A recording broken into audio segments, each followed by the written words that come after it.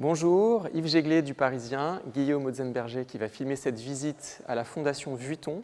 Nous sommes ici pour leur très belle exposition d'été qui s'appelle Au diapason du monde, une exposition d'art contemporain mais aussi d'art moderne qui interroge la place de l'homme dans l'univers à travers de grands artistes, dont Takashi Murakami, une star. Il a 56 ans. C'est un artiste japonais qui travaille à partir d'une culture à la fois traditionnelle et très moderne. Et il est venu en personne pour installer ces salles. C'est presque une mini-rétrospective dans l'exposition. Alors il y a des gens qui n'aiment pas et il y a des gens qui adorent, c'est notre cas. On va voir que Murakami, il fait des choses extrêmement paradoxales puisqu'il y a quelque chose de très coloré, de très enfantin. Là vous voyez c'est un panda, il s'est intéressé au panda très tôt, mais si vous regardez de près, il y a aussi beaucoup de têtes de mort. Il interroge beaucoup la mort dans la culture japonaise liée aux catastrophes. Il utilise aussi des techniques très anciennes. Il a fait les beaux-arts de Tokyo, c'est peint d'une manière extrêmement sophistiquée. C'est un artiste qui travaille avec des dizaines d'assistants. Et en même temps, il s'inspire énormément de ce qu'on appelle la culture kawaii. On va en reparler tout à l'heure. Kawaii, ça veut dire mignon.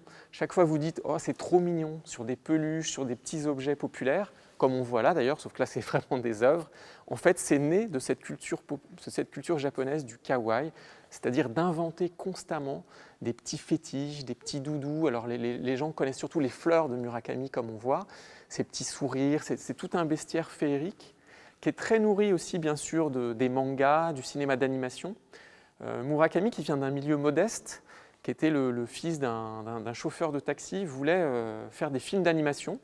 Il voulait être un peu le Miyazaki, et d'ailleurs on va voir qu'il a fait des films d'animation, mais finalement c'est comme artiste un peu pop, vous voyez là une sorte de paravent. Il fait vraiment des choses très différentes. C'est aussi un très grand coloriste. Et alors là, on va découvrir après un de ses personnages emblématiques, qui est Mr. Dob.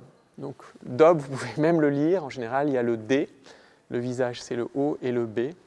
Et donc c'est aussi sa dimension internationale, puisqu'on voit qu'il n'utilise pas des caractères japonais. Il veut que dans le monde entier, on puisse reconnaître cette signature. Dob, c'est une souris, et lui, il a fini par considérer que c'était une forme d'autoportrait. Vous voyez, il y a quelque chose de très lumineux dans les yeux, la bouche. Tout est paysage, et à travers un visage. Mais on va voir dans le tableau d'à côté qu'il y a aussi quelque chose de très sombre. La guerre est toujours présente. Donc c'est un petit peu ce qu'on veut, mais son œuvre est quand même très nourrie du passé atomique, de la guerre atomique, des tsunamis, des catastrophes naturelles qui ont eu lieu au Japon. Là, vous voyez, ce personnage est très coloré, mais très menacé par cet océan de noir et blanc. Voilà. C'est presque, j'allais dire, pire de l'autre côté, où on voit une sorte de lion, mais qui est en fait endormi sur une montagne de crânes.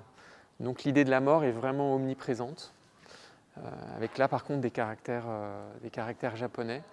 Alors curieusement, il est presque plus aimé en France qu'au Japon. Pourtant, il a joué un rôle très important pour inventer un style japonais contemporain. Il y avait peu de grands peintres à son époque, la peinture américaine dominait au Japon, la culture américaine d'une manière générale. Et lui donc se plonge dans vraiment des techniques même bouddhistes. Enfin, on peut voir derrière, il connaissait très bien les fonds, peuvent faire penser à des peintures de lacs, de paysages. Sauf que voilà, après, c'est beaucoup plus contemporain. Alors sa souris Dob, vous pouvez vous amuser à la chercher sur les tableaux. Là, elle est en haut encore. Et on voit que c'est très proche du cinéma d'animation, qui a une audace totale. Voilà, c'est un petit peu ce qu'on veut. Il change aussi la perspective, il n'y a plus de point de vue unique sur un tableau.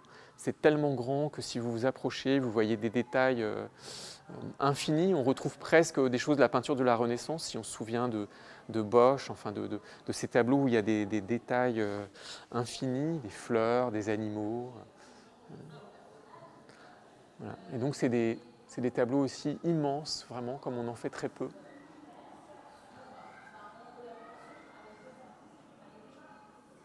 La fleur est vraiment... Il a inventé avant tout le monde les emojis. Hein. Si on regarde de près, ça finalement c'est les emojis 20 ans avant. Finalement c'est cette culture japonaise qui a inventé ces petits smileys sur nos portables, puisque là si les œuvres peuvent être relativement récentes, Murakami a eu ses premières expositions déjà au début des années 2000. Donc ça fait près de 20 ans maintenant qu'il expose à l'international. Donc on va voir qu'il a voulu se mesurer vraiment au grand cinéma d'animation. Donc il ne fait pas que de la peinture, il fait des films. Alors ce n'est pas des films d'1h30 qui sont diffusés, mais il a un studio d'animation qui s'appelle Kaikai Kiki, pas seulement un studio d'animation, un studio de création. Et voilà, c'est son univers de destruction. Il y a quand même très peu d'artistes qui sont capables de faire des choses aussi différentes. On peut même s'asseoir sur du Murakami si on se retourne. Bon, c'est un produit dérivé, mais avec voilà, sa fleur et son emoji fétiche. Je vais m'asseoir dessus. Voilà, on peut s'installer pour regarder ce film. On est vraiment dans un autre univers. Il faut prendre du temps. C'est extrêmement inventif. Et la grande force finalement de la culture japonaise qu'il représente, c'est d'effacer un peu la barrière entre le bon goût et le mauvais goût, entre la grande peinture et la peinture populaire.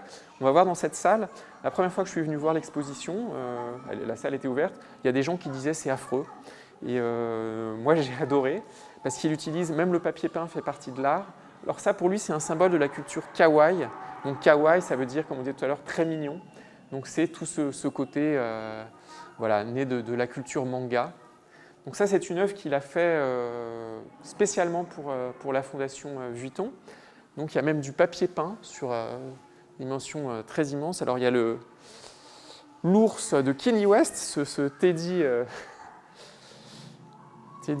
Kenny, je ne sais plus comment on l'appelle. En tout cas, c'est un ours qui a été fait, que vous avez pu voir sur une pochette et dans un clip d'un album de Kanye West avec qui...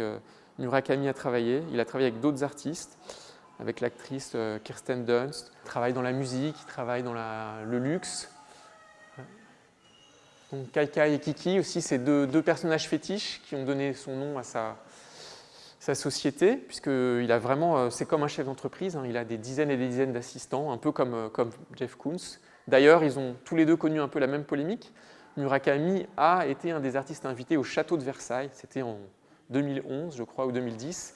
Et vous vous souvenez peut-être de la polémique de Jeff Koons qui était arrivée quelques années avant. Comment, dans Versailles, on va mettre des œuvres comme ça? Et Murakami, dans la Galerie des Glaces, a installé ses œuvres.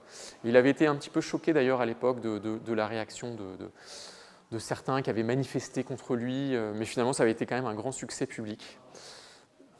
Nous, on craque devant ces petits garçons, cette culture... totalement candide, mais où il y a en même temps une mélancolie si vous vous approchez dans le regard. C'est plein de références.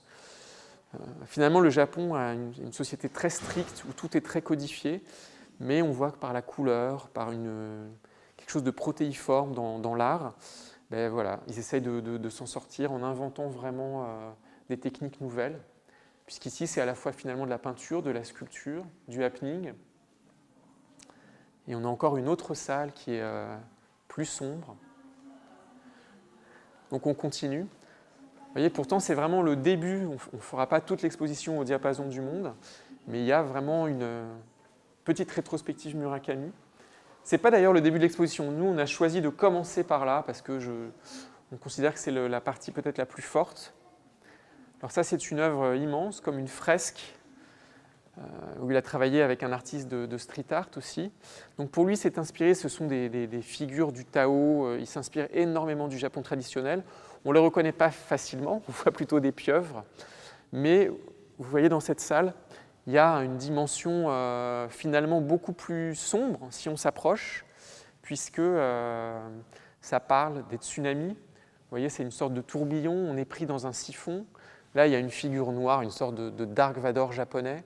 Ça pourrait presque être un champignon atomique coloré. Voilà, c'est l'histoire du Japon. On voit des personnages qui sont... certains viennent de la culture ancestrale, mais d'autres aussi sont un peu des rescapés. Il y a les animaux fétiches de la culture japonaise. Vous voyez par exemple le paon, le coq, enfin des animaux qu'on retrouve dans des tableaux du XVIIe, du XVIIIe siècle. Donc il est extrêmement au fait de la culture traditionnelle japonaise, mais il en fait autre chose. Et en même temps, on pourrait dire que il y a un côté pogno sur la falaise. Vous voyez, il y a un bateau, on est dans un univers complètement fantastique et féerique. Voilà, avec ses kimonos, des personnages sortis de très loin. On peut rester assez longtemps à rêvasser devant ses œuvres. Même les formats qu'il choisit, vous voyez, il y a assez peu de peintres finalement qui peignent comme ça sur des ronds mélangés à des rectangles. Donc la salle est une œuvre d'art en soi.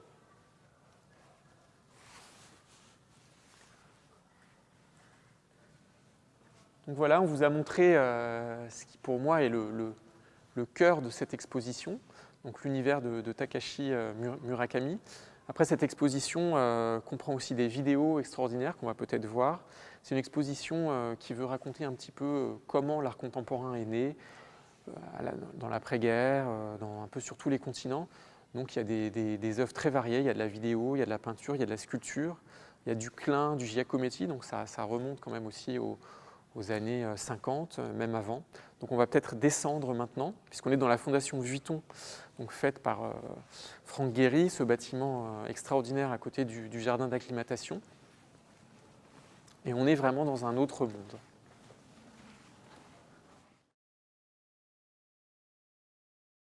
Nous sommes toujours à la Fondation Louis Vuitton pour l'exposition Au diapason du monde, une exposition d'art moderne et contemporain, mais qui dialogue avec l'art du passé, puisqu'ici, derrière moi, donc un artiste contemporain, Villar Roas, qui s'est inspiré du David de Michel-Ange. Et vous voyez, ce qui est intéressant, c'est que vous allez voir de petits chatons qui sont en fait de l'impression 3D. Donc c'est des techniques très modernes.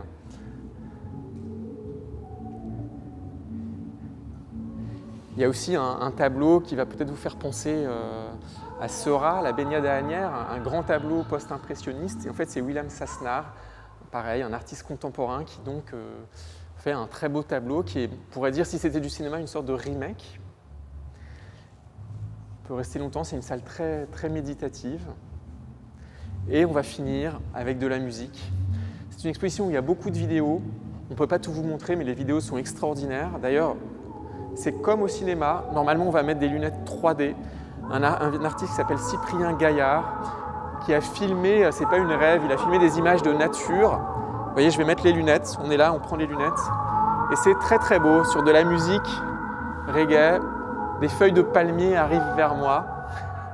Il a filmé la nuit à Miami, à Cleveland, à Berlin, je crois. Alors on ne pourra sans doute pas le voir, mais il y a aussi un lien avec l'art du passé, puisque les premiers plans du film sont en fait sur le penseur de Rodin, filmé de nuit. Et voilà, là on peut rester longtemps, et j'ai plus besoin de parler. C'est très beau.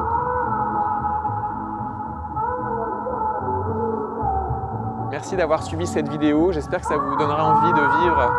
On est vraiment au diapason du monde, c'est peut-être dans cette vidéo qu'on le comprend le mieux. Le vent, les arbres.